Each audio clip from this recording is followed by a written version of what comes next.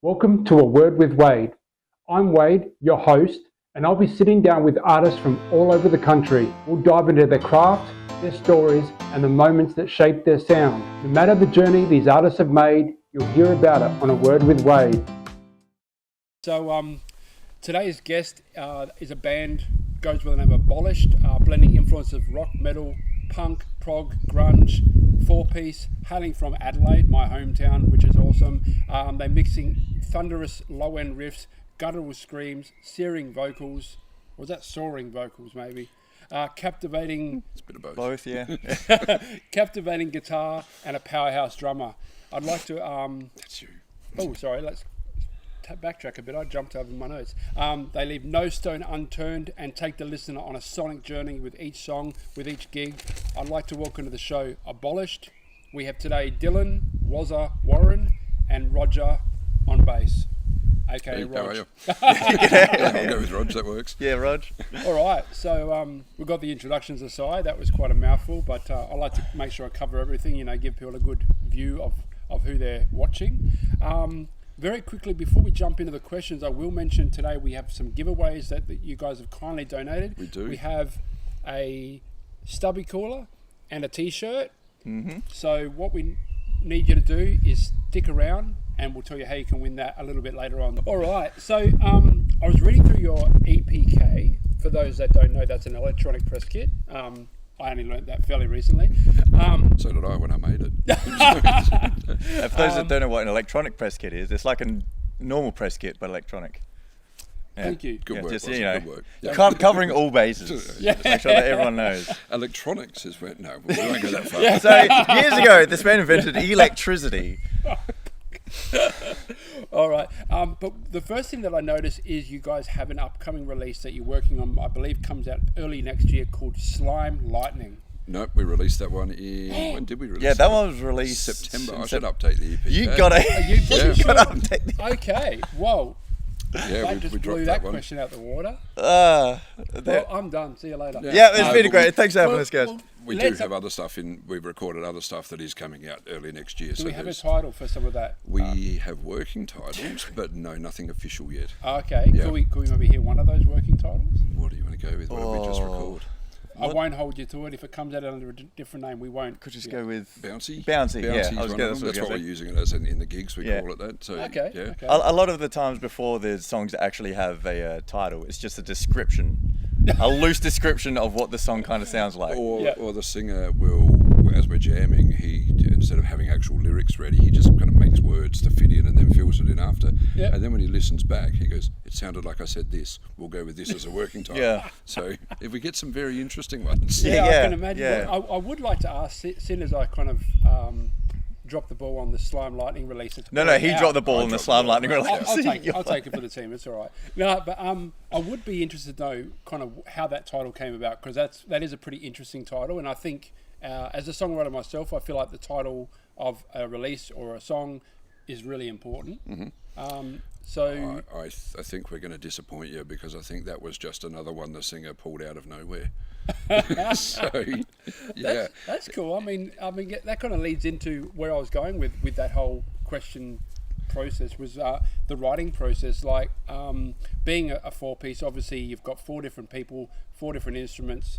How do you guys normally come to the party with songwriting? Is it guitarist comes in with a riff, or does the bass player come in with a riff, or drummer, does he have a rhythm in mind, or is there a process, or is it just... You want to take this one? I'll take this one. Yeah. Just correct me where I'm wrong. Okay.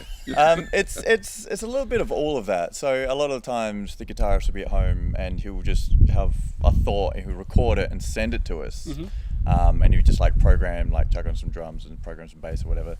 And as like a rough mock-up of an idea. Okay. And then we'll get together and work on it. And other times it'll happen that we just at rehearsal, and we'll just have a jam. And so I'll start with a beat or something, and then these two will fill in, or Roger will start if he's got a riff in mind, or the guitarist.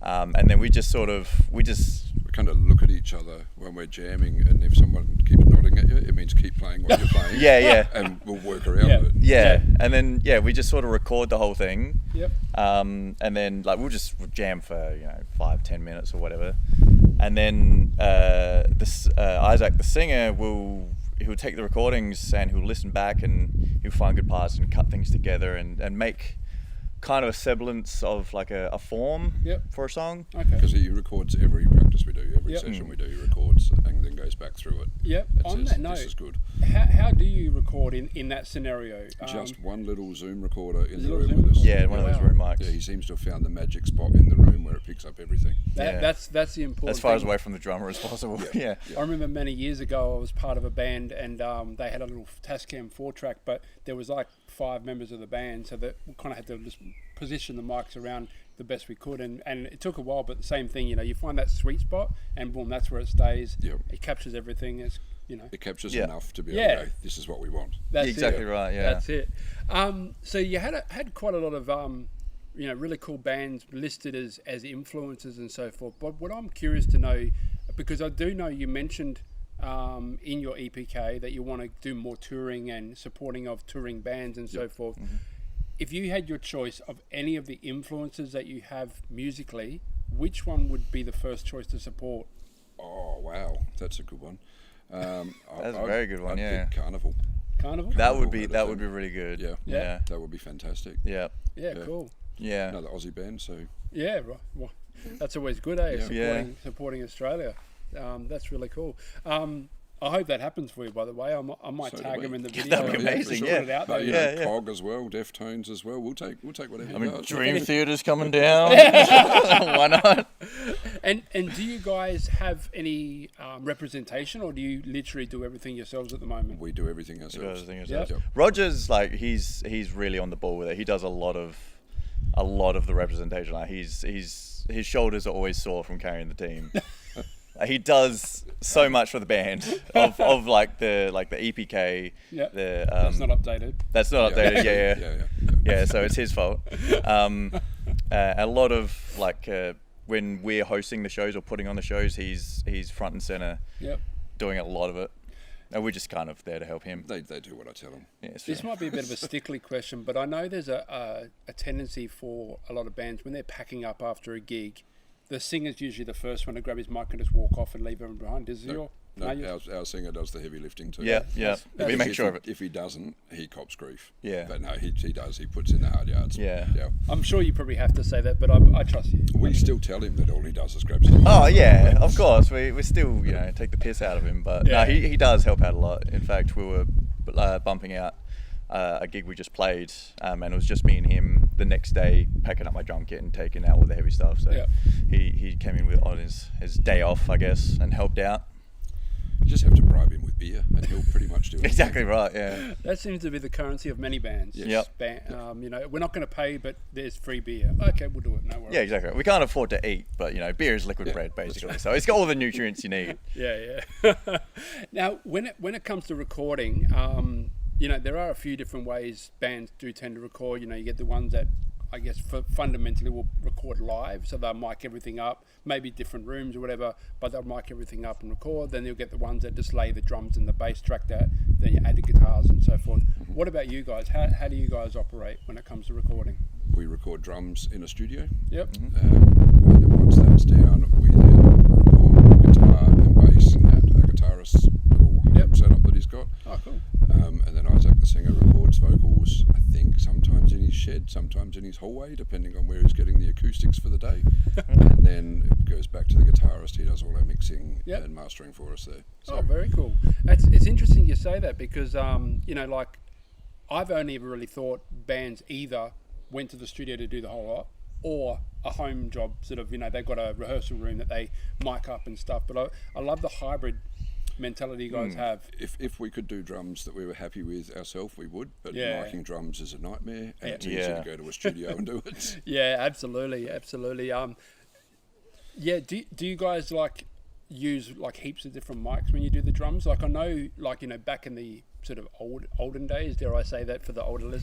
Back in my day. You know, they might have like had like, you know, 3 mics, you know, generally like a kick drum and then 2 sort of overheads, whereas these days it tends to be more like, you know, you might even have 2 on the snare, 1 over the toms, 1 on the hi-hats. You might have then room mics, kick drum, sometimes even like wall mics. Sure. That's on you because I'm the one that's sort of paying attention. When you were that's I kind of pay attention to how many mics there are because I'm scared I'm going to hit every single one of them. Well, where we've been recording at Twin Earth Studios, he's really good. We get in, we set up the kit, and he'll come in, he'll mic up every single drum. I think last time we recorded, I ended up with an extra, I think I had 2 on the snare, 2 on the hi-hat. I think I had an extra overhead mic because I was using like a trash cymbal as well, and a bunch of sort of other different cymbals. And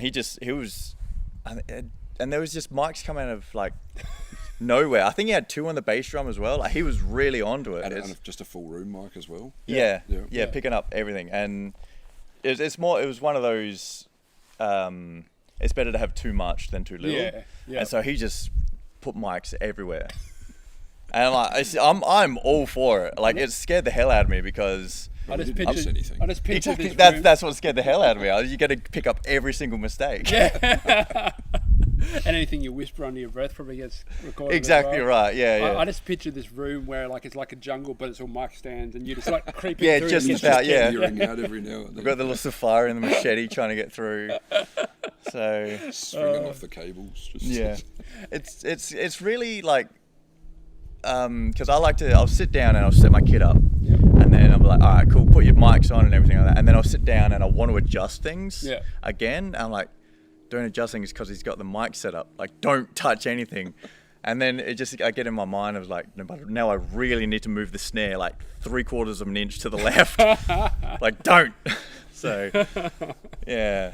Oh, that's funny. Coming back to kind of talk about influences, I'm curious to know, like, what influences the lyrical content of your songs, or is that more of the song? That's all Isaac's department. Or do you have no insight into that? It varies. Well, yeah, we have some. We have some insight. Yeah. It varies. He'll pull stuff from anywhere. He's had conspiracy theory related ones. He's had one where he was watching the TV show Vikings. Okay. And had the subtitles on, and he was like, "That sounds good. I'll use a bit of that." Yeah. We did have one. He was quoting David Attenborough in for a while. Okay. Yeah, and then he just, I don't know how he does it. I don't know. And he just pulls them out of anywhere and goes, this sounds like a thing. Yeah, it just makes it flow really well. He did do one heartfelt one about being a father. Oh, okay. And then we just kind of looked at him and he went, I know. And so he does all the singing and the guttural screams? Yes. Yep. Wow. It's all on. Yeah. That's crazy. Yeah. That's crazy. Because like quite often bands often have 2 vocalists, you know, as you'd know. Like for example, Linkin Park. You know, I know Chester used to do a bit of both, but Mike would do some of the vocals as well. No, we leave it all to Isaac. Yeah. And the other thing he does is carries his microphone. Yeah. So. Exactly right. Yeah. Got to give him something else to do. The other 3 of us are up there sweating, so it's just like, no, you're singing for 2 people. Yeah. You're only getting paid for 1 though. Exactly right. Yeah. He gets paid. Oh, yeah. No. Sorry. When did this happen? My bad. And now he's probably going to ask you the same question when he sees you next. Yeah, exactly right. I think now would be a really good time to let people know that are watching how they can win one of these awesome shirts and the what's it called again? The stubby holder. If you want to win the shirt and the stubby caller, what you need to do is you need to like, leave a comment, and share the video through all your social medias. You can do it either on the YouTube or the Spotify. I don't mind either way. But leave a comment and I will pick a winner. Let these guys know and they'll send you a shirt of your sizing and a stubby caller, which is a one size fits all. So shouldn't have any problems with that one. Yep. And just quietly, there's a sticker in there too. And it's very shiny. It's a real shiny sticker, yeah. It's look at that, holographic. Ooh. There was a stick it on your friends.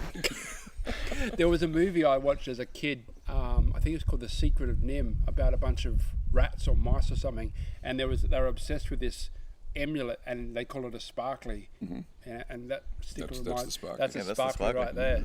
Yeah. So yeah, if you want to look cool this summer, start liking, sharing, and commenting, and you win yourself an Abolished shirt, and you'll look the coolest amongst all your friends, unless they already have a shirt, which they probably should. And then you look as cool as them. Yeah. Yeah. Thank you very much, Wozza and Rog, for coming down from Abolished.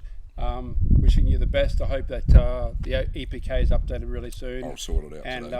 I'm gonna have to come along and check you guys out, because I love the sound of the description of all your music. I love the look of the video clips, and you know, who doesn't like to support some good Adelaide bands, Exactly. or Australian bands? And there's plenty of Adelaide bands that are great that you get out there and check them out. Absolutely. Yes, definitely. I've been sort of, you know, working around the Adelaide music scene for quite a while now.